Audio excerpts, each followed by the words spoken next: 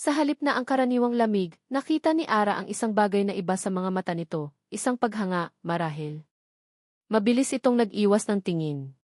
Nakahanda na ang mga bisita, sabi nito, ang boses ay bahagyang mas mahina kaysa sa dati. Huwag kang lalayo sa akin.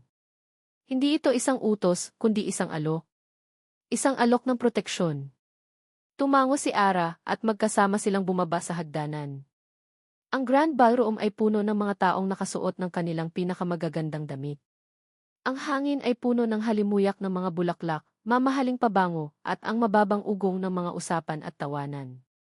Nang pumasok sila ni Miguel, ang lahat ng ingay ay tila humina.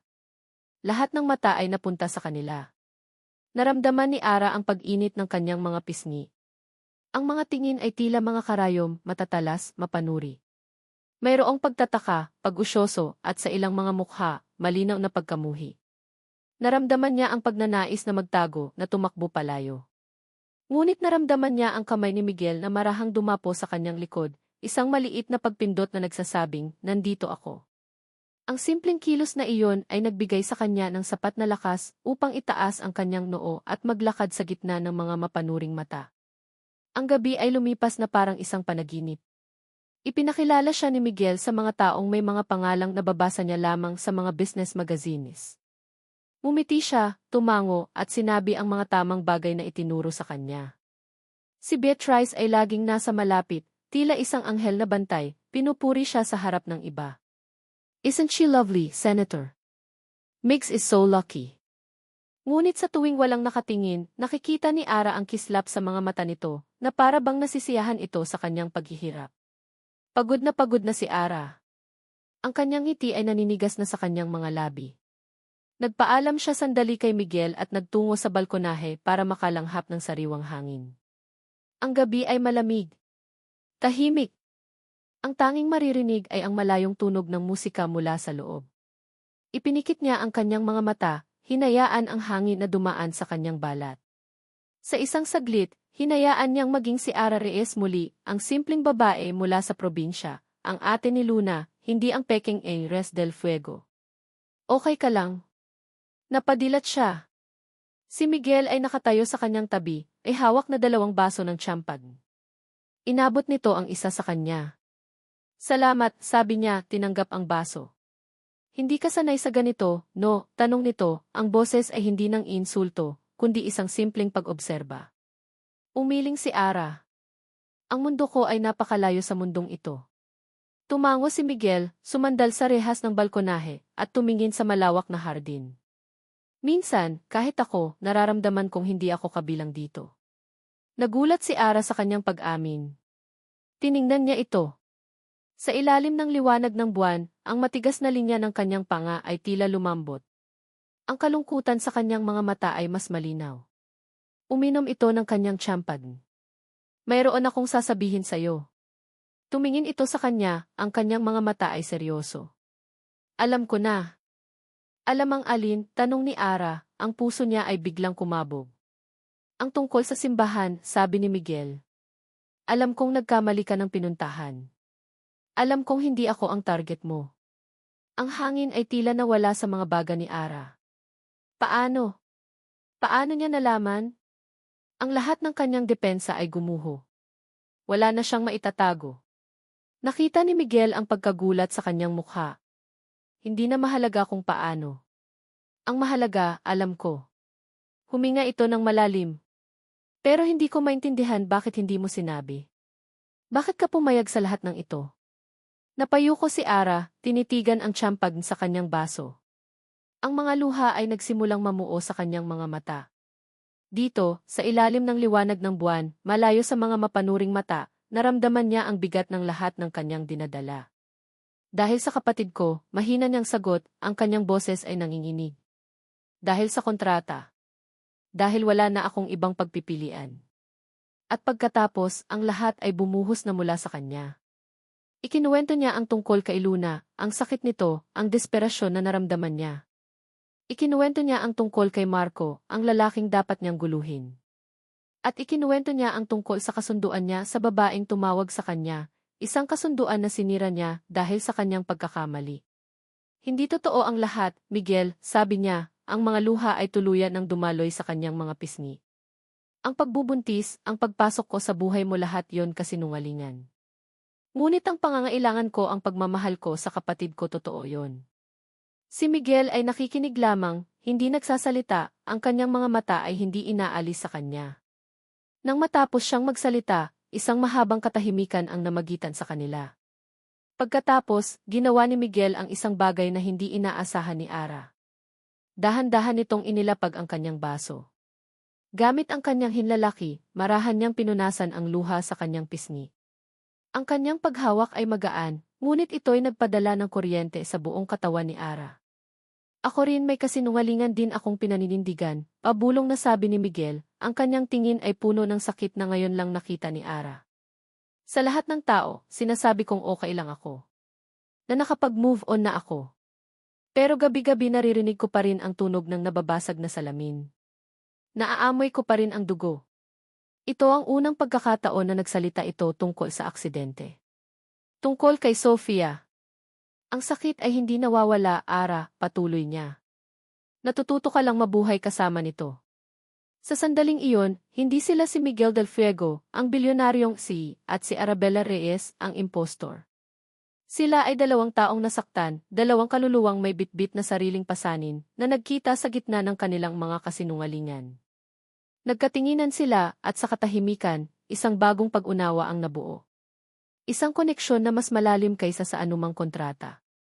Dahan-dahan, yumuko si Miguel. Ang kanyang mga mata ay nakatitig sa kanyang mga labi. Ang puso ni Ara ay tumitibok ng napakabilis na parang gusto nang kumawala sa kanyang dibdib. Hindi siya umalis. Hindi siya gumalaw. At pagkatapos, hinalikan siya nito. Hindi ito isang halik ng obligasyon, tulad ng inaasahan niya sa kanilang peking kasal. Hindi rin ito isang halik ng pagnanasa. Ito ay isang halik na puno ng kalungkutan, pangungulila, at isang hindi inaasahang lambot. Isang pagbabahagi ng sakit. Isang pagtatagpo ng dalawang sirang puso na naghahanap ng kanlungan sa isa't isa. At sa unang pagkakataon, sa gitna ng lahat ng kasinungalingan, may isang bagay na naramdaman si Ara na totoo. Ang halik na iyon sa balkonahe ay nag-iwan ng isang bakas na hindi kayang burahin ng paglipas ng gabi. Ito ay isang multo sa kanyang mga labi, isang init sa kanyang alaala. Nagbago ang lahat pagkatapos noon, sa isang paraang tahimik at hindi maipaliwanag. Ang hangin sa loob ng mansyon ng mga Del Fuego, na dati ay puno ng yelo at tensyon, ay nagkaroon ng isang kakaibang katiwasayan.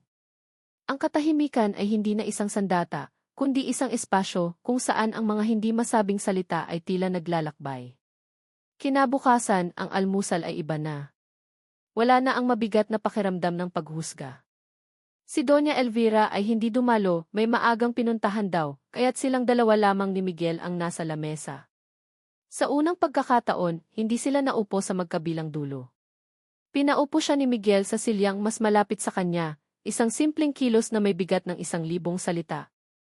Nang iabot ni Yaya Loring ang kanyang kape, marahang itong pinigilan ni Miguel. "Huwag na muna kape, Yaya," sabi nito, ang boses ay kalmado. Isang tasang salabat na lang para sa kanya.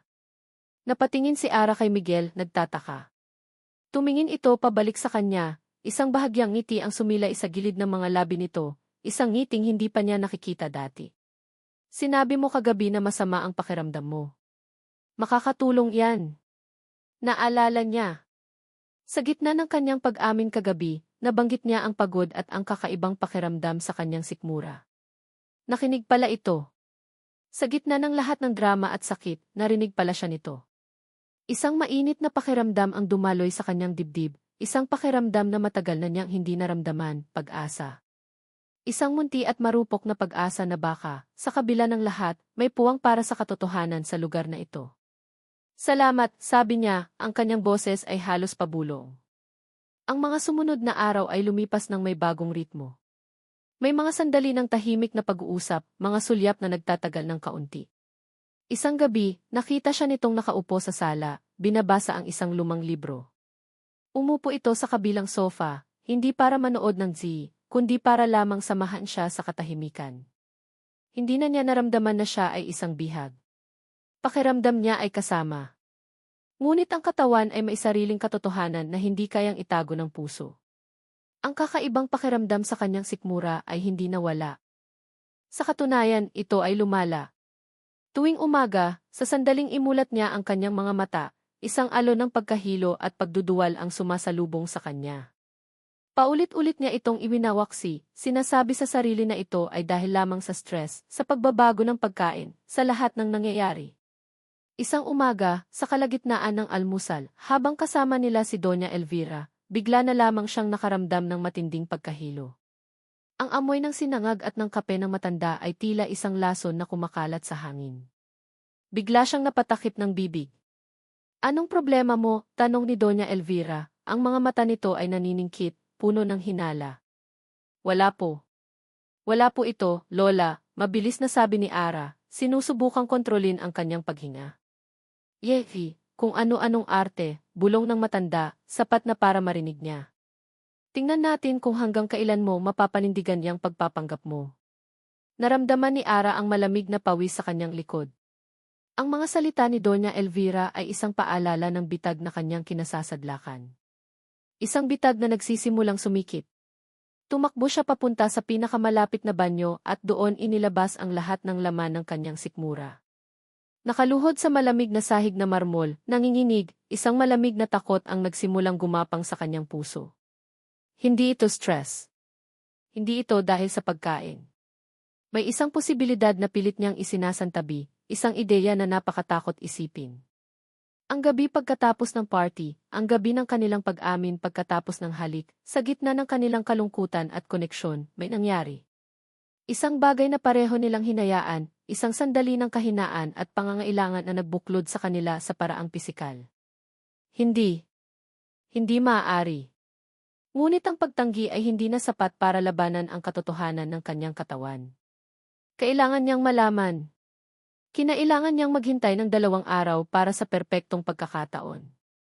Isang hapon, nang si Doña Elvira ay wala sa mansyon at si Miguel ay nasa opisina, nilakasan niya ang kanyang loob. Nakita niya ang isa sa mga mas batang kasambahay, si Rosa, na nag-aayos ng mga halaman sa hardin. "Rosa," tawag niya, sinisikap na maging kalmado ang kanyang boses. "Yes, Ma'am Ara." Kumuha si Ara ng ilang malalaking pera mula sa perang ibinigay sa kanya ni Miguel para sa personal na gastos. Inabot niya ito kay Rosa. "May ipapabili sana ako sa'yo. Isang pakiusap. At gusto kong manatili lang itong 2 sa atin." Nakita niya ang pagtataka sa mga mata ng dalaga. "Ano po yun, Ma'am?" Yumuko si Ara at bumulong. "Kailangan ko ng pregnancy test. Mula sa pinakamalapit na pharmacy. Yung pinakasigurado." Nanlaki ang mga mata ni Rosa, ngunit mabilis itong tumango at kinuha ang pera. Walang tanong. Marahil ay dahil sa takot o dahil sa awa, hindi alam ni Ara. Ang sumunod na oras ng paghihintay ay isang purong pagtorture. Nagpabalik-balik siya sa loob ng kanyang malaking silid, ang bawat minuto ay tila 1 oras. Paano kung may makahalata? Paano kung magsumbong si Rosa? Ang kanyang buong buhay, ang kaligtasan ni Luna, ay nakasalalay sa katahimikan ng isang kasambahay at sa resulta ng isang maliit na kahon. Sa wakas, may kumatok ng marahan sa kanyang pinto. Si Rosa. Inabot nito sa kanya ang isang maliit na paper bag na walang tatak. "Heto na po, Ma'am," sabi nito, hindi makatingin ng diretso sa kanya. "Salamat, Rosa." "Maraming salamat," sabi ni Ara, ang kanyang boses ay nanginginig. Nang makaalis si Rosa, pumasok si Ara sa kanyang banyo at nilock ang pinto. Nanginginig ang mga kamay, inilabas niya ang kahon mula sa paper bag ultra-sensitive pregnancy test. 99.9% accurate. Ang mga salita ay tila nangungutya sa kanya. Sinunod niya ang mga direksyon na nakasulat sa maliit na papel. Ang bawat kilos ay tila ginagawa niya sa ilalim ng tubig, mabagal, mabigat. Pagkatapos, inilapag niya ang maliit na puting stick sa ibabaw ng marmol na lababo. At nagsimula ang paghihintay. 3 minuto. Ang pinakamahabang 3 minuto ng kanyang buhay. Nakaupo siya sa sahig, nakatingin sa puting stick na iyon na parang isang bombang anumang oras ay sasabog. Ang kanyang puso ay dumadagundong sa kanyang dibdib, ang tunog ay umuulit-ulit sa kanyang tainga. "Isang guhit lang, please. Isang guhit lang." Isang guhit ang ibig sabihin ay malaya pa siya sa isang uri ng problema, kahit na nakakulong siya sa isa pa. Isang guhit ang ibig sabihin ay ang kasinungalingan niya ay mananatiling kasinungalingan, isang bagay na kaya niyang kontrolin, isang papel na kaya niyang gampanan hanggang sa matapos ang kontrata. Pagkatapos ng tila isang kawalang hanggan, tumayo siya. Nanginginig ang mga binti, lumapit siya sa lababo. Yumuko siya. At nakita niya. Hindi isa. Dalawang malinaw, hindi mapagkakamalian at nakamamatay na pink na guhit. Dalawang guhit. Dalawang guhit. Ang hangin ay tuluyang nawala sa kanyang mga baga. Napaurong siya, napasandal sa malamig na pader. Napailing siya, paulit-ulit. Hindi. Hindi. Hindi totoo. Isang tawa ang biglang kumawala sa kanyang mga labi, isang tawa na walang saya, isang tawa na puno ng pait at kabaliwan. Ang pinakamatinding kabalintunaan. Ang pinakamalupit na biro ng tadhana. Ang kasinungalingan na kanyang binitiwan sa simbahan, ang salitang nagpasok sa kanya sa impyernong ito, ay naging totoo. Ngunit hindi ito isang biyaya. Ito ay isang sumpa. Paano? Ang tanong ay umalinggaw sa kanyang isipan. Paano ko sasabihin sa kanila? Si Doña Elvira, na naghihintay lamang sa kanyang pagbagsak, ay hindi maniniwala. Ituturing niya itong isang mas malalim na panloloko, isang desperadong hakbang para manatili sa pamilya. At si Miguel. Si Miguel. Ang munting pag-asa na nagsimulang umusbong sa pagitan nila ay mamamatay. Ang marupok na tiwalang kanyang sinimulang makuha ay madudurog. Iisipin nitong plinano niya ang lahat. Na ang kanyang pag-amin sa balkonahe, ang kanyang mga luha, ang sandali ng kanilang koneksyon, lahat ay bahagi ng isang tusong plano para tuluyan siyang maitali. Ang pagdududa na unti-unti nang nawawala sa mga mata nito ay babalik ng may kasamang puwersa at papalitan ng pagkasuklam.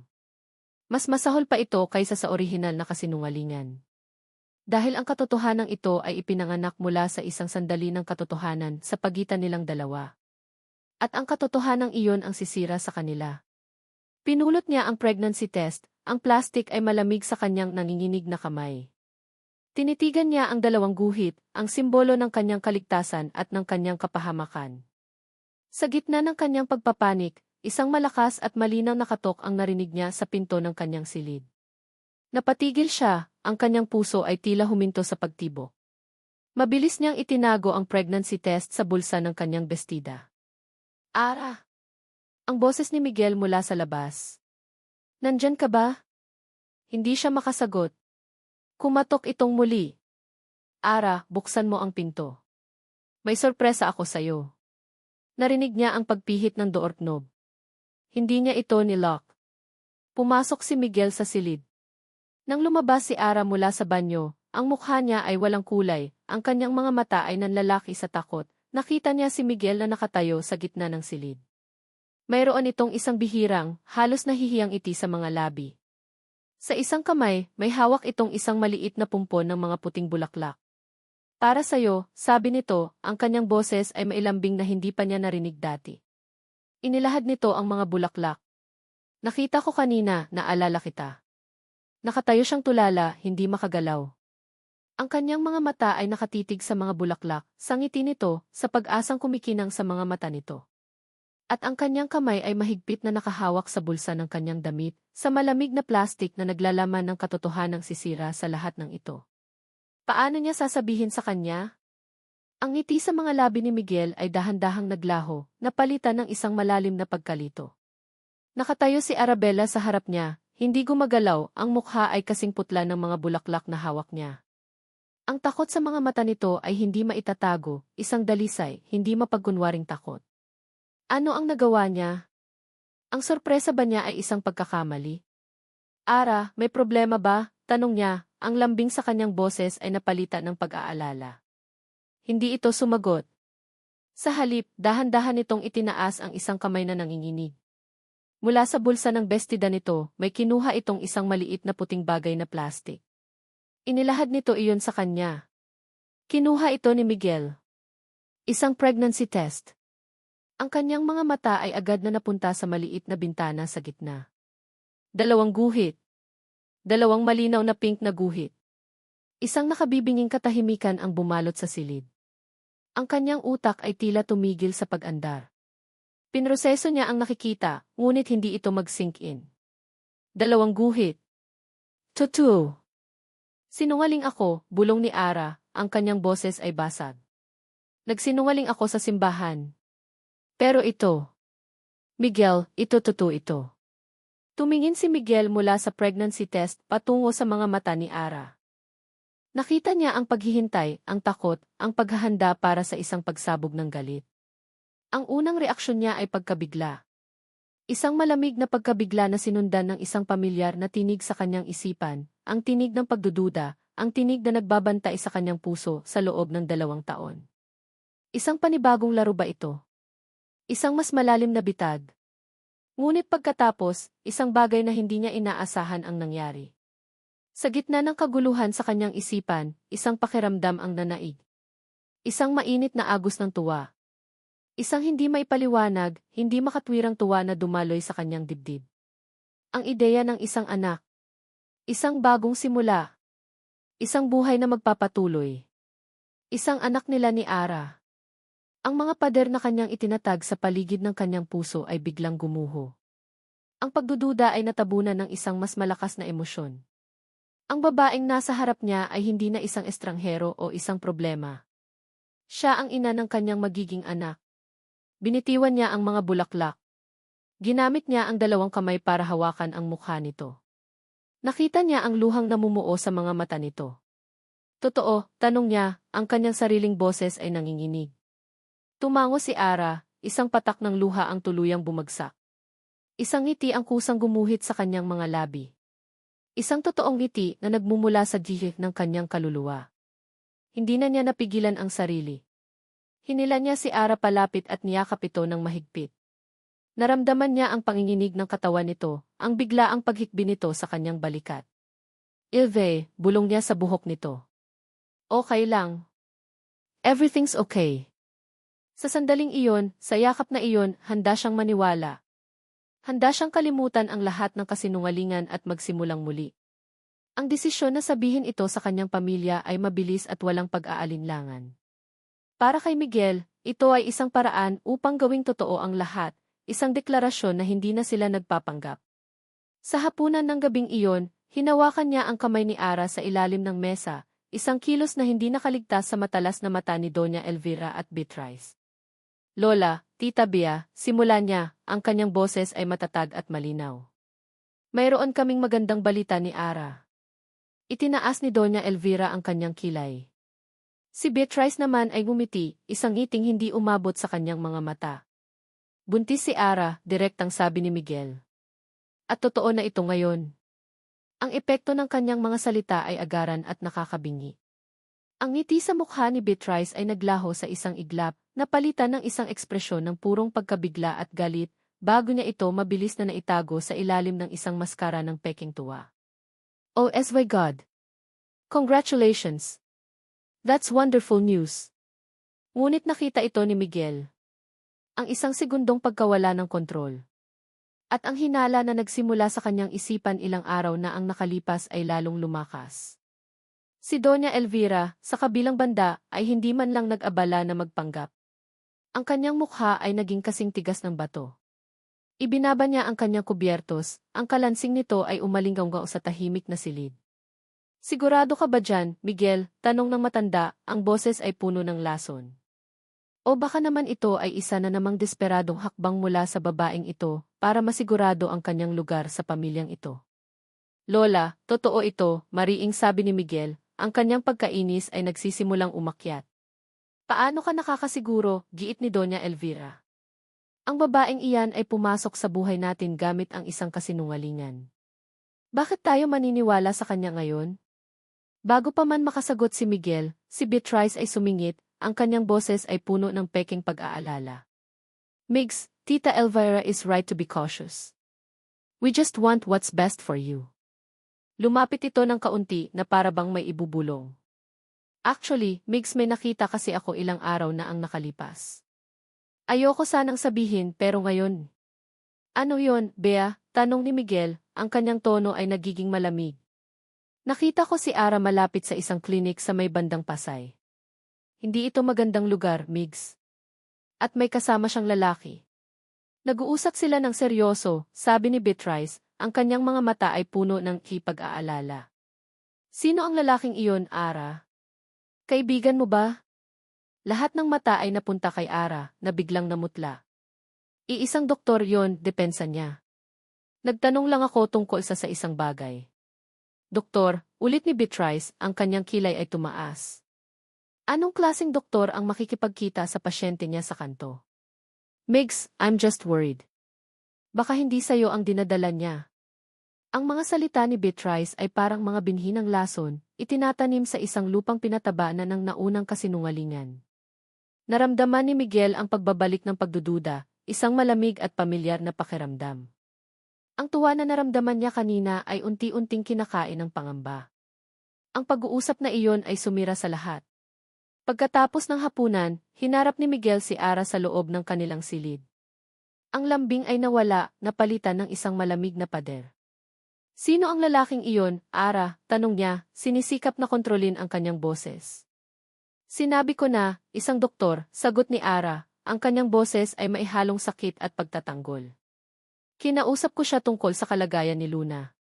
Gusto kong makakuha ng second opinion mula sa isang espesyalista na kaya kong bayaran noon. At bakit hindi mo sinabi sa akin, giit ni Miguel? Bakit kailangan mong gawin iyon ng patago? Dahil natatakot ako sa'yo, sagot ni Ara, ang kanyang boses ay tumaas na rin. Dahil bawat kilos ko sa bahay na ito ay binabantayan. Dahil sa tingin ninyong lahat, isa akong manloloko. Ang kanyang mga salita ay tumama sa kanya. Dahil sa isang bahagi, totoo iyon. Ngunit ang laso ni Beatrice at ng kanyang lola ay masyado ng malalim. Ang orihinal na kasalanan ni Ara, ang unang kasinungalingan, ay isang anino na hindi nila matakasan. Paano kita paniniwalaan ng buo kung ang pundasyon ng lahat ng ito ay isang kasinungalingan? Tanong ni Miguel, ang sakit sa kanyang boses ay kasing tindi ng kanyang galit. Sa gitna ng kanilang pagtatalo, bumukas ang pinto at pumasok si Doña Elvira, na para bang naghihintay lamang sa tamang sandali. Ang kanyang mukha ay walang emosyon, isang reyna na handa nang magbigay ng kanyang hatol. Tama na yan, sabi niya, ang kanyang boses ay pumutol sa tensyon na parang isang kutsilyo. Tumingin siya kay Ara na may pagkasuklam. May isang paraan lamang para matapos ang lahat ng pagdududang ito. Tumingin siya pabalik kay Miguel. Sa oras na isilang ang batang iyan, magkakaroon ng EV test. Ang mga salitang EV test ay bumagsak sa pagitan nilang tatlo na parang isang bomba. Ito ay isang deklarasyon ng kawalan ng tiwala, isang sampal sa mukha ni Ara, at isang ultimatum para kay Miguel. Hanggat hindi lumalabas ang resulta, patuloy ni Doña Elvira, ang kanyang mga mata ay malamig na nakatitig kay Ara, ang batang iyan ay hindi isang Del Fuego. Pagkasabi noon, tumalikod na ang matanda at umalis, iniwan ang nagkawasak-wasak na katahimikan sa kanyang likuran. Naiwan silang dalawa ni Ara, ang hangin ay puno ng mga salitang hindi masabi at ng sakit na hindi kayang ipaliwanag. Tumingin si Ara sa kanya, ang kanyang mga mata ay puno ng luha at pagmamakaawa, na para bang hinihiling sa kanya na huwag maniwala sa kanila. Ngunit ang isipan ni Miguel ay isang magulong larangan ng digmaan. Ang pagmamahal niya para kay Sofia, ang pagtataksil na naramdaman niya, ang bagong pag-asa na ibinigay ni Ara, at ngayon, ang laso ng pagdududa. Ang lahat ay nagsalpukan. At sa kanyang pagkalito at sakit, isang malupit na sandata ang kanyang ginamit, ang pinakamasakit na salitang kaya niyang isipin. Tumingin siya ng diretso sa mga mata ni Ara, ang kanyang sariling mga mata ay malamig at walang awa. Paano ako maniniwala sa iyo ngayon, sabi niya, ang bawat salita ay isang patak ng lason, kung nagsinungaling ka na sa akin noon. Nakita niya ang puso nito na nadurog sa kanyang mga mata. Ang pag-asa ay tuluyang namatay, napalitan ng isang blanko at masakit na pagtanggap. Tumalikod siya at iniwan ito. Iniwan niya itong mag-isa, nanginginig, umiiyak sa gitna ng silid na dapat sana ay magiging simula ng kanilang pamilya. Ang mga salitang iyon, paano ako maniniwala sa iyo ngayon, kung nagsinungaling ka na sa akin noon, ay naging isang paulit-ulit na multo. Umalingaw ito sa bawat sulok ng mansyon, sa bawat tahimik na pasilyo, sa bawat pagkain na hindi niya magawang lunukin. Ito ang tinig na gumigising sa kanya sa gabi at ang unang bumabati sa kanya sa umaga. Ang ginintuang hawla ay muling naging isang malamig na kulungan. Nawala na ang mga sandali ng tahimik na pag-unawa, ang mga sulyap na puno ng kahulugan. Si Miguel ay bumalik sa pagiging isang estatwang yelo. Mas malala pa nga kaysa dati. Hindi na lamang ito pag-iwas, ito ay isang aktibong pagwawalang bahala. Kung magkakasalubong sila sa pasilyo, mag-iba ito ng direksyon. Sa hapagkainan, ang kanyang mga mata ay laging nakatingin sa malayo, na para bang siya ay hangin lamang. Ang bawat kilos nito ay isang matalim na paalala, hindi siya pinaniniwalaan. Ang kanyang pagbubuntis, na dapat sana ay isang dahilan para sa pag-asa, ay naging isang pasanin. Isang bigat sa kanyang sinapupunan at sa kanyang kaluluwa. Ang bawat pagkahilo sa umaga, ang bawat pagbabago sa kanyang katawan, ay isang paalala ng katotohanang walang gustong maniwala. Tanging si Yaya Loring ang nagbibigay sa kanya ng kaunting ginhawa. Ang matandang kasambahay ay palihim na nag-iiwan ng isang tasa ng salabat sa labas ng kanyang pinto tuwing umaga. Hindi ito nagsasalita, ngunit sa mga mata nito, nakikita ni Ara ang isang uri ng pag-unawa at awa na hindi niya mahanap sa iba. At nariyan si Beatrice. Ang perpektong kaibigan. Ngayong si Miguel ay lumayo, si Beatrice naman ang lalong lumapit. Araw-araw itong nasa mansyon, palaging may dalang pasalubong, mga prutas na maganda para sa buntis, mga libro tungkol sa pag-aalaga ng sanggol. Umupo ito sa tabi niya, hahawakan ang kanyang kamay, at magbibigay ng mga salita ng suporta. Huwag kang mag-alala, Ara, sabi nito isang hapon, habang nagkakape sila sa hardin. Ganyan lang talaga si Migs.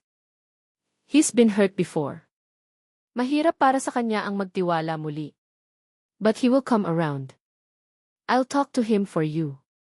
Ngumiti si Ara, isang pagod na ngiti. Ngunit sa likod ng mga matatamis na salita ni Beatrice, may isang bagay na nakakabagabag.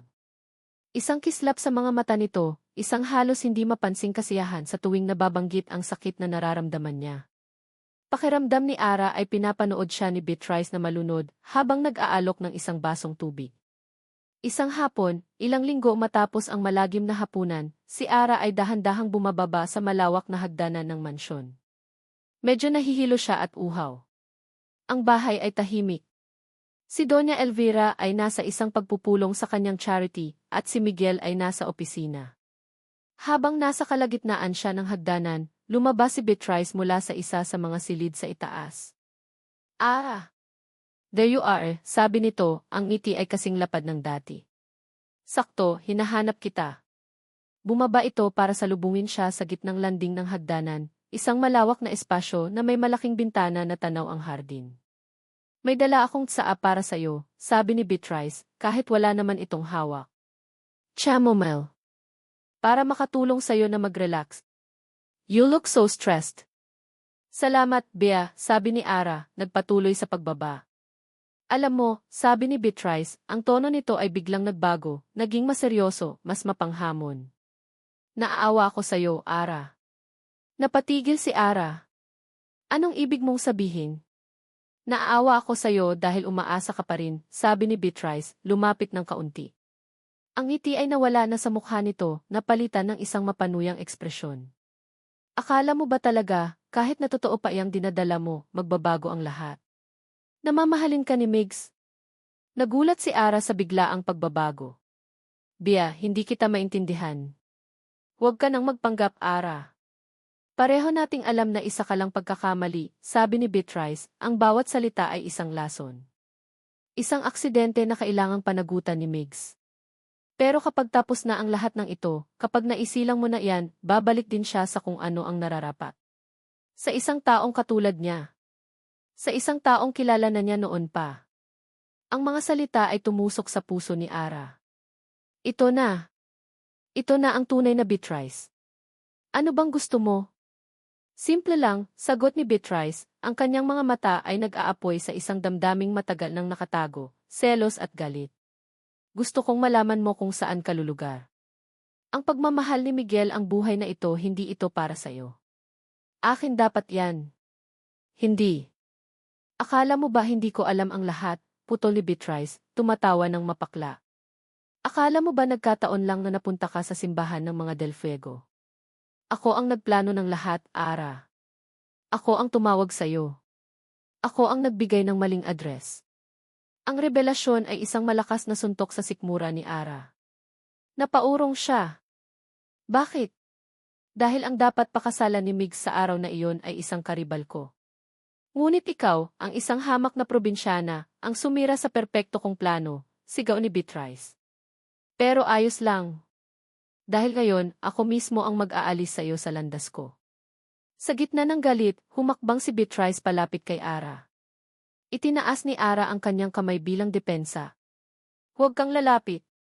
Sa pag-atras ni Ara, ang takong ng kanyang sapatos ay sumayad sa gilid ng baitang. Nawalan siya ng balanse. At sa sandaling iyon, nakita ni Ara ang isang demonyo sa mga mata ni Beatrice. Mabilis, bago pa man makabawi si Ara ng balanse, nadulas si Beatrice. Ang kanyang katawan ay bumangga ng malakas kay Ara. Hindi ito isang simpleng tulak, ito ay isang kalkuladong pagbagsak. Ginamit ang buong bigat ng kanyang katawan para itulak si Ara patungo sa kawalan.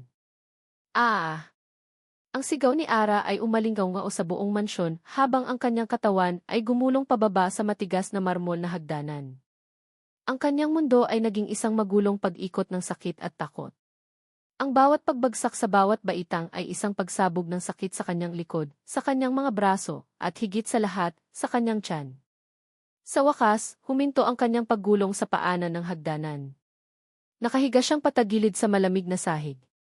Isang nakakapasong sakit ang kumalat mula sa kanyang puson, isang sakit na hindi niya panaramdaman dati. Nanginginig, idinako niya ang kanyang tingin sa kanyang bestida. Isang pulang mansa ang unti-unting lumalawak sa maputing tela. Dugo. Napatingin siya sa itaas ng hagdanan. Nakita niya si Beatrice, ang mukha nito ay nagpapakita ng isang perpektong maskara ng pagkagulat at takot. Oh my God! Anong nangyari? Sigaw nito, ang boses ay puno ng peking pag-aalala. Tulong! Tulungan ninyo kami! Si Ara, nahulog! Ang mga salita ni Beatrice ay ang huling narinig ni Ara.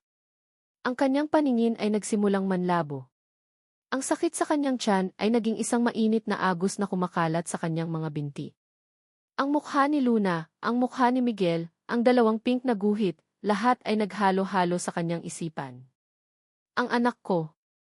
Ang kaisipang iyon ang kanyang huling hininga bago siya tuluyang lamunin ng isang malalim at nakakatakot na dilim. Ang huli niyang imahe ay ang anino ni Yaya Loring na tumatakbo palapit mula sa isang pasilyo. Ang mukha nito ay puno ng totoong takot, habang si Beatrice ay nananatiling nakatayo sa itaas, isang demonyong nagbabalakayong anghel. Ang tawag ay dumating na parang isang kidlat mula sa isang maaliwalas na langit.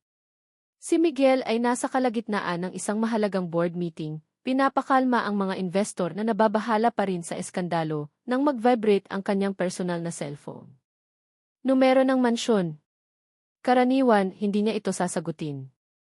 Ngunit may isang hindi maipaliwanag na takot na kumurot sa kanyang dibdib. Nagpaalam siya sandali at sinagot ang tawag.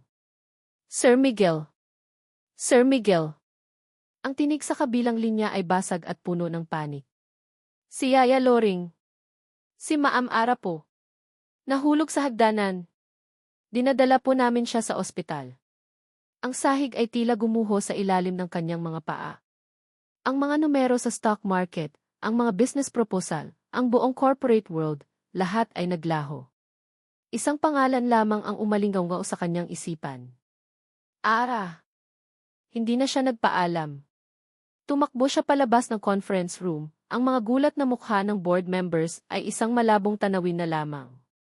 Bawat hakbang niya sa pasilyo, bawat pagpindot sa elevator button, bawat segundo ay isang pagtorture. Ang pagmamaneho niya patungo sa ospital ay isang malabong alaala ng mga busina, mabilis na pag-overtake, at ang paulit-ulit na imahe sa kanyang isipan. Ang mukha ni Ara nang huli niya itong iwan, puno ng sakit, puno ng luha, dahil sa mga salitang binitiwan niya. Paano ako maniniwala sa iyo ngayon? Ang mga salitang iyon ay bumabalik sa kanya na parang mga kutsilyo, bawat isa ay mas matalim kaysa sa nauna. Hinusgahan niya ito. Pinagdudahan niya ito. Pinili niya ang laso ng duda, kaysa sa katotohanan sa mga mata nito. Zana test. Ang malamig na utos ng kanyang lola ay parang asido sa kanyang lalamunan. Hinayaan niyang mangyari iyon. Hinayaan niyang maramdaman ni Ara na ang pinakamahalagang bagay sa buhay nito, ang anak nila, ay isang bagay na kailangang patunayan sa isang laboratorio. Diyos ko, Ara, patawarin mo ako, bulong niya sa hangin, ang kanyang mga kamay ay nanginginig sa manibela. Pakiusap, maging okay ka lang. Maging okay kayo ng anak natin.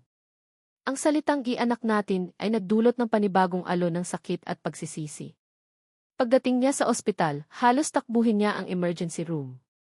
Ang amoy ng antiseptic at ang malamig na puting pader ay lalong nagpatindi sa kanyang kaba. Nakita niya si Yaya Loring na nakaupo sa isang sulok, ang mukha ay basang-basa ng luha. Yaya, anong nangyari? Nasaan siya? Tanong niya, ang kanyang boses ay nanginginig. Nasa loob pa po, Sir Miguel. Ginagamot pa ng mga doktor, sagot ng matanda, humihikbi. Ilang sandali pa, lumabas ang isang doktor, ang mukha ay seryoso. Family of Ivreck Arabella del Fiego. Ako, mabilis na sagot ni Miguel, lumapit. Asawa niya ako. Kumusta siya? Ang baby? Your wife suffered a bad fall, Dim del Fiego, sabi ng doktor sa isang kalmadong profesional na tono. She lost a significant amount of blood due to a placental abruption. It's a serious condition. We were able to control the bleeding, but she's still in a very critical state. Naramdaman ni Miguel na nanlambot ang kanyang mga tuhod. Ang bata. The baby's heartbeat is still there, but it's faint. The next 24 hours are crucial for both of them. We've moved your wife to the intensive care unit for close monitoring. All we can do now is wait and hope for the best. Ang bawat salita ng doktor ay isang suntok sa kanyang sikmura. Crucial. Wait and hope. Ang mga salitang ito ay nangangahulugang anumang oras, maaari niya silang mawala. Pareho. Dahil sa kanya. Dahil sa kanyang kawalan ng tiwala. Maya-maya, dumating si Doña Elvira at Beatrice, ang kanilang mga mukha ay nagpapakita ng perpektong pag-aalala. Miguel, Hijo, anong nangyari? Tanong ng kanyang lola. Beatrice told me everything. It was a terrible accident, sabi ni Beatrice, lumapit para yakapin siya, ngunit umilag si Miguel. Nakita ko siyang nadulas, Migs. Sinubukan ko siyang saluhin pero... Patuloy ni Beatrice, ang kanyang boses ay puno ng peking pighati. Ngunit may isang bagay na hindi tama. Kinuha ni Miguel si Yaya Loring at dinala ito sa isang tahimik na sulok, malayo sa pandinig ng dalawa. Yaya, sabihin mo sa akin ang totoo, sabi niya, tinitigan ang matanda sa mata. Ano ang eksaktong nangyari? Ang mga mata ni Yaya Loring ay puno ng takot, ngunit nang makita nito ang desperasyon sa mukha ni Miguel, bumigay ito. Sir, nakita ko po. Mula po sa pasilyo sa ibaba. Hindi po aksidente. Anong ibig mong sabihin? Nag-uusap po sila ni Maam Beatrice sa hagdanan. Nagsisigawan po sila, sabi ni Yaya Loring, nanginginig. Tapos po nakita ko si Maam Beatrice, bumangga siya kay Maam Ara. Hindi po iyon isang simpleng pagdulas. Malakas po. Sinadya. Ang dugo sa mga ugat ni Miguel ay tila naging yelo. Ang hinala niya kay Beatrice ay hindi na lamang isang hinala. At pagkatapos po, patuloy na matanda, umiiyak na. Nang nakita ni Maam Beatrice na nakahandusay si Maam Ara sa ibaba, hindi po takot ang una kong nakita sa mukha niya, Sir Miguel. Isang kislap po ng tagumpay. Bago po siya nagsimulang sumigaw ng tulong. Tagumpay. Ang salitang iyon ay tumatak sa isipan ni Miguel na parang isang mainit na bakal. Kasabay noon, nag-vibrate ang kanyang cellphone. Isang email mula kay Leo. Ang subject, urgent, audio file Marco Sandoval. Mabilis niyang isinuot ang kanyang wireless earpiece at pinindot ang play. Isinandal niya ang kanyang ulo sa pader, ipinikit ang kanyang mga mata, habang ang lason ay dumadaloy sa kanyang pandinig. Narinig niya ang boses ni Beatrice, malinaw at mayabang, kausap ang pinsan nitong si Marco. Ano ka ba, Marco, huwag kang mag-alala. Yes, I hired her. I gave her the wrong address on purpose. Simple lang, di ba? The plan was to get rid of your stupid fiance and Mig's fiance in one go. But that idiotic girl messed it up. Nagkamali siya ng simbahan. Pero okay lang, ako na ang bahalang tumapos sa kanya. Ang bawat salita ay isang piraso ng palaisipan na bumubuo sa isang imahe ng isang halimaw. Siya. Si Beatrice ang may pakana ng lahat. Mula sa simula.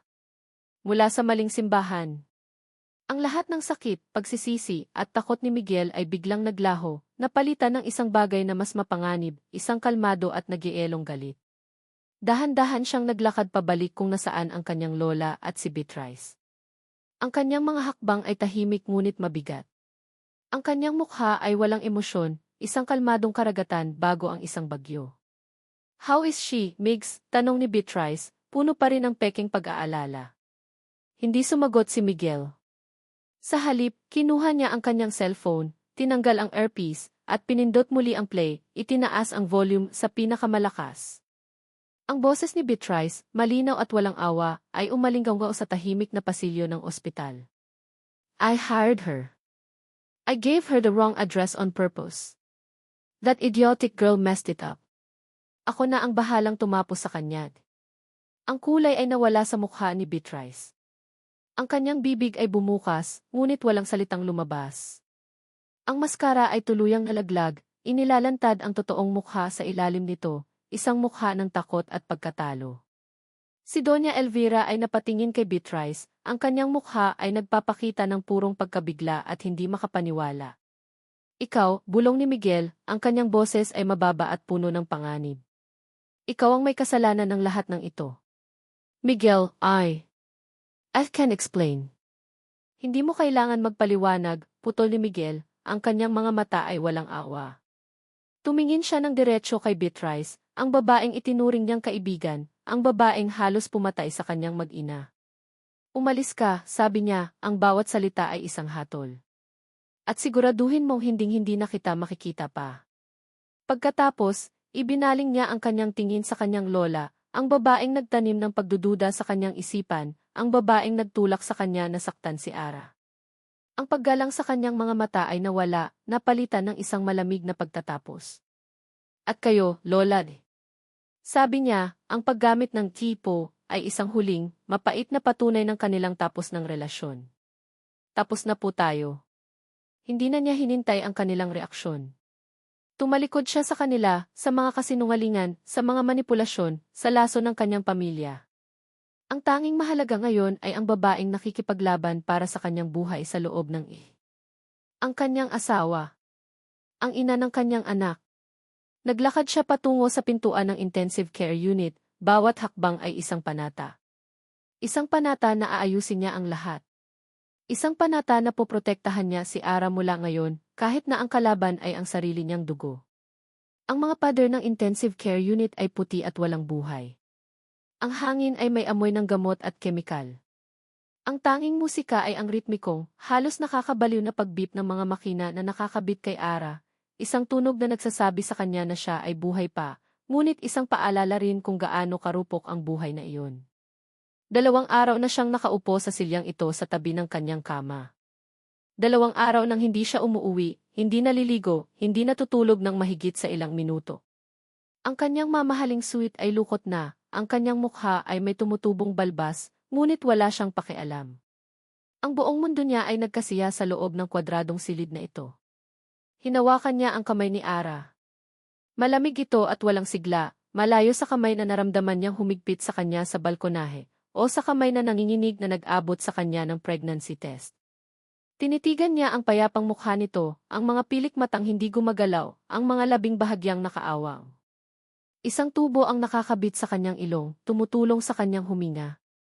Ang bawat beep ng monitor ng puso ay isang paghatol sa kanya. "Kasalanan ko to," ang mga salitang iyon ay isang walang katapusang litanya sa kanyang isipan. Yumuko siya, ipinatong ang kanyang noo sa kanilang magkahawak na kamay. Ang amoy ng ospital ay napalitan ng bahagyang amoy ng balat ni Ara, isang amoy na nagdulot ng panibagong alon ng sakit at pagsisisi. "Ara," bulong niya, ang kanyang boses ay paos at basag. "Gumising ka na, pakiusap."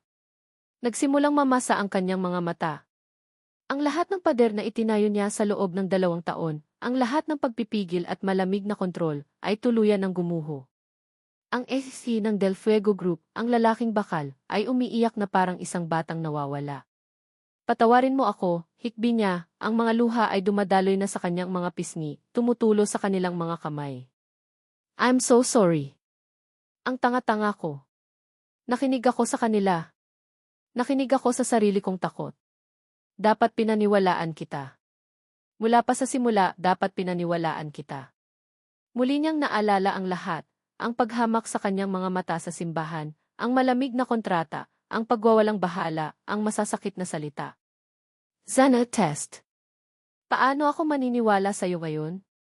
Mahal kita, Ara, sabi niya sa gitna ng kanyang mga hikbi, ang pag-amin na matagal nang nakakulong sa kanyang dibdib ay sa wakas malaya na. Hindi ko alam kung kailan nagsimula pero mahal kita. Mahal ko ang katatagan mo, ang kabutihan mo, ang paraan ng pagtingin mo sa akin na parang nakikita mo ang lahat ng sira sa loob ko at hindi ka pa rin natatakot. Mahal kita. Hinalikan niya ang kanyang kamay paulit-ulit. Lumaban ka, please. Para sa akin. Para sa anak natin. Hindi ko kayo kayang mawala. Hindi ko kaya. Nakatungo lang siya roon, umiiyak, ipinapahayag ang lahat ng kanyang pagsisisi at pagmamahal sa isang babaeng hindi makasagot nang maramdaman niya ito. Isang halos hindi maramdamang pagpisil. Itinaas niya ang kanyang ulo, ang kanyang mga mata ay nanlalaki. Ara! Muli, isang bahagyang pagpisil sa kanyang kamay, mas malakas ng kaunti ngayon. Tinitigan niya ang mukha nito. Dahan-dahan, dahan-dahan, ang mga pilik mata nito ay kumurap. Isang beses. 2 beses. At pagkatapos, iminulat nito ang kanyang mga mata. Malabo pa at pagod, ngunit bukas.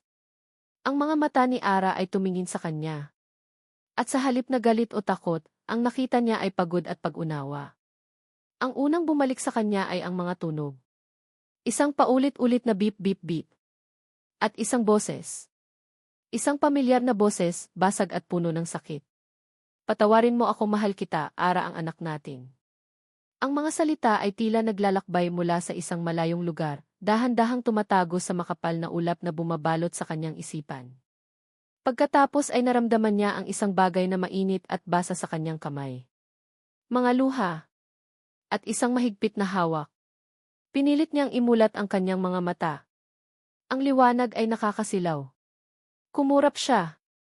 Ang mga malabong hugis ay unsige, narito ang huling bahagi ng ating kwento. Ipagpapatuloy ang eksena mula sa paggising ni Ara. Ang mga malabong hugis ay unti-unting naging malinaw. Isang puting kisam. Mga tubo at makina. At isang mukha. Ang mukha ni Miguel, malapit sa kanya, basang-basa ng luha. Narinig niya ang lahat. Ang bawat salita ng pagsisisi, ang bawat salita ng pagmamahal. Sinubukan niyang magsalita, ngunit ang kanyang lalamunan ay tuyong-tuyo. Sa halip, ginamit niya ang lahat ng kanyang natitirang lakas para pisilin ang kamay nito. Napatingin ito sa kanya, ang mga mata nito ay puno ng pag-asa at takot. Ara! Muli niyang pinisil ang kamay nito. At sa wakas, isang salita ang lumabas mula sa kanyang mga labi, isang salitang mas mahalaga kaysa sa lahat. Yung baby. Nakita niya ang mabilis na pagbabago sa ekspresyon ni Miguel. Ang sakit ay napalitan ng isang malambot na ngiti. Tumango ito. Nandito pa siya, Ara. Malakas siya, katulad ng nanay niya. Lumalaban siya. Isang butil ng luha ang gumulong mula sa mata ni Ara, ngunit sa pagkakataong ito ay luha ng ginhawa. Ligtas sila. Ligtas ang kanyang anak. Hinawakan niya ang kanyang tiyan, at sa ilalim ng manipis na kumot ng ospital, naramdaman niya ang isang halos hindi mapansing bukol. Isang testamento ng buhay. Tumingin siya pabalik kay Miguel, sa lalaking umiyak para sa kanila. Ang lahat ng galit at sakit na dapat sana ay nararamdaman niya ay nawala, napalitan ng isang malalim at pagod na pagpapatawad. Sa huli, pareho lang silang biktima.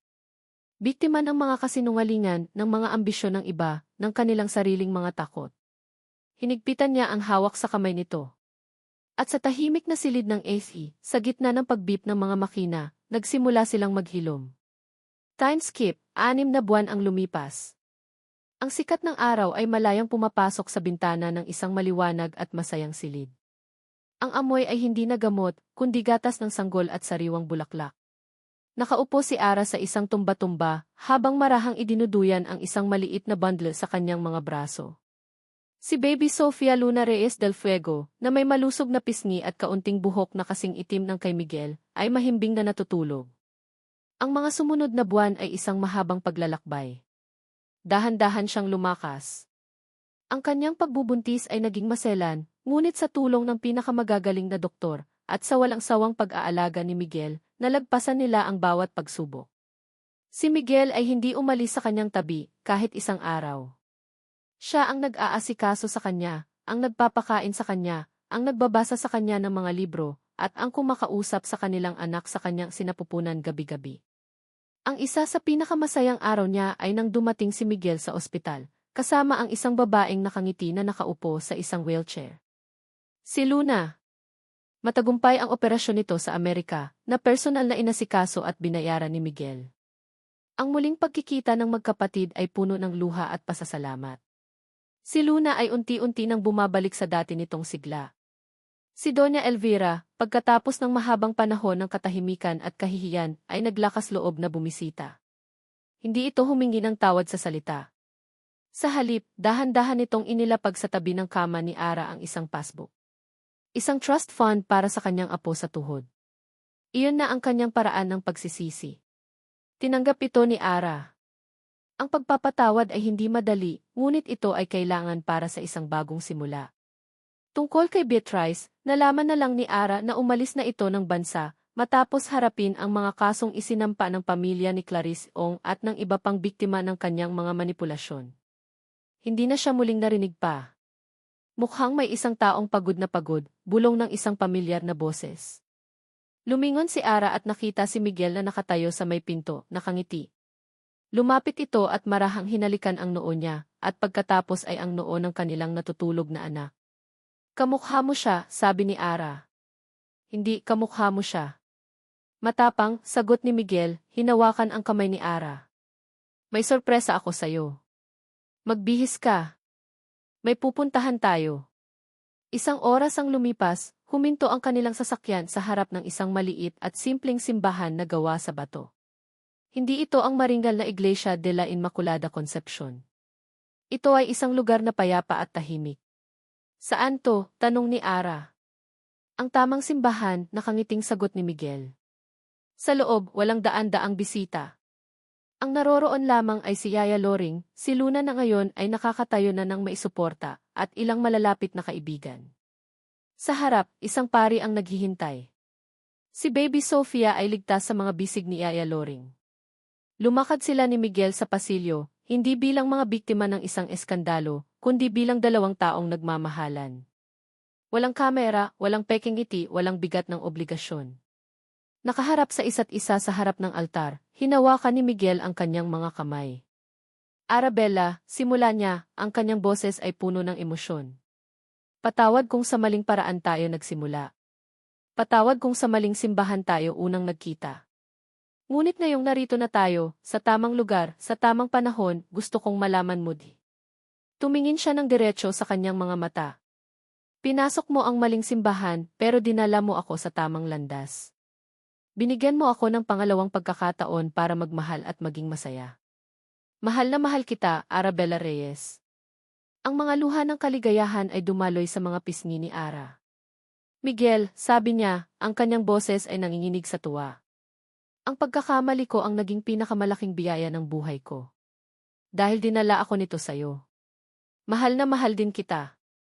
Hinalikan siya ni Miguel. Isang halik na puno ng pangako, pagpapatawad at pag-ibig na sinubok ng panahon. Isang halik na nagsasara sa luma at nagbubukas ng isang bagong kabanata. Paglabas nila ng simbahan, sinalubong sila ng papalubog na araw. Ang langit ay may kulay kahel at rosas. Hawak ni Ara ang isang kamay ni Miguel, habang ang isa naman ay nakahawak sa stroller ng kanilang anak. Magkasama, bilang isang pamilya, tinahak nila ang landas patungo sa kanilang kinabukasan. Alam na ang kanilang pag-ibigan, na nagsimula sa isang malaking pagkakamali, ay ang pinakatamang bagay na nangyari sa kanilang buhay. At dito nagtatapos ang makulay na kwento ni Miguel at Arabella. Maraming salamat sa inyong walang sawang pagsubaybay at pakikinig. Isang karangalan ang samahan kayo sa paglalakbay na ito, mula sa gusot ng isang pagkakamali hanggang sa pagkakahanap ng isang tunay at wagas na pag-ibig. Habang isinusulat ko ang bawat kabanata, kasama ninyo akong kinilig, nasaktan, nainis, at umasa para sa ating mga bida. Ang bawat salita ay isinulat ng may pag-asa na ang kwento ni Ara at Migs ay hindi lamang magbibigay ng aliw, kundi mag-iiwan din ng isang aral na mananatili sa ating mga puso. Ang kanilang pag-ibigan ay isang paalala na minsan, ang mga pinakamalaking biyaya ay dumarating mula sa mga hindi inaasahang pagkakamali. Ito ay isang testamento na ang tunay na pag-ibig ay hindi tungkol sa perpektong simula, kundi sa kakayahang magpatawad, magtiwala, at lumaban para sa isa't isa sa gitna ng mga pagsubok. Isang paalala na sa likod ng bawat sakit, mayroong paghilom. Sa likod ng bawat kasinungalingan, mayroong katotohanang naghihintay na matuklasan. At sa likod ng bawat pagdududa, mayroong pag-ibig na sapat na malakas upang burahin ang lahat ng takot. Naway napulutan ninyo ng inspirasyon ang kanilang kwento. Ngayon, nais ko namang marinig ang inyong saloobin. Ano ang pinakapaborito ninyong bahagi ng kwento? Muli, mula sa puso ng inyong manunulat, maraming salamat sa inyong lahat. Huwag po kayong mag-atubiling iwan ang inyong mga komento.